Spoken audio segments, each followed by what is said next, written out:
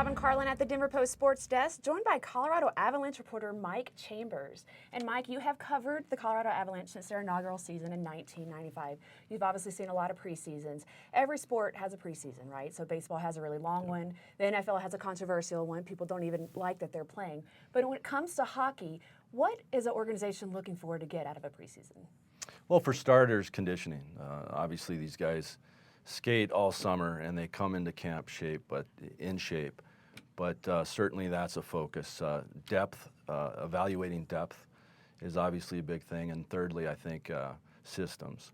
Right now, the Avalanche are working hard on the forecheck, defensive pressure, power play, penalty kill. All the systems are being implemented at this time.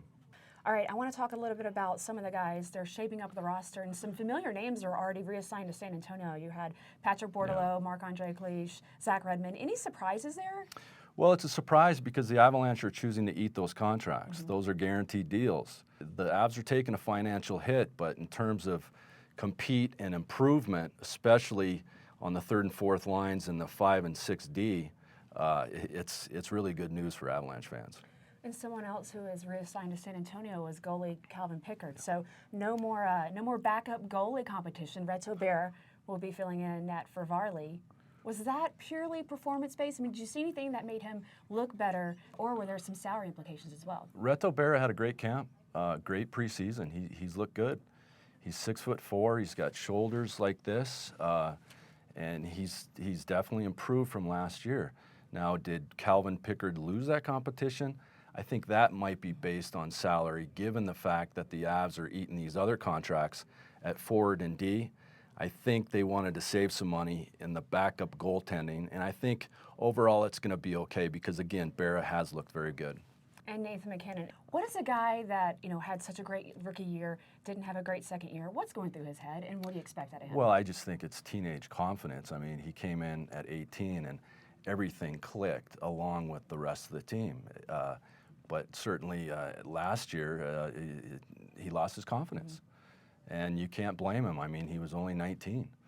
He's 20 now, and he's bigger. He's up to 210 pounds, and he's still as powerful as a guy could be on the ice in terms of skating. So I think he's going to have a big bounce-back year. Does Mikko Rantanen make the opening day roster? I think so. Yeah. I think there's a very good chance that Mikko is going to follow Matt Duchene, Ryan O'Reilly, Gabe Landeskog, and MacKinnon as being a guy who can go straight from the draft to opening night. And it's a remarkable feat, but the Avs have a history of doing it, and this kid is something else. He's 6'4", 210 pounds, and he can really fly. And he's just a special talent at age 18. I have to ask the question, is Patrick Roy in the hot seat? He's coming off a disappointing season, a lackluster preseason so far. Patrick, he's got a real good boss and his best friend, Joe Sakic. But certainly any coach that doesn't win at this level will be on the hot seat. But right now, I think his job is okay. So it's not a hot seat, but it's getting warmer. A little bit, yes. All right, good stuff as always. Thanks so much, Mike. You can be sure to follow Mike Chambers and his partner in crime, Terry Fry. They'll cover the Avs all season long. You can follow them both on Twitter. He's at Mike Chambers, and Terry is at T Fry. That's F-R-E-I. I'm Robin Carlin. Thank you for tuning in to DPTV.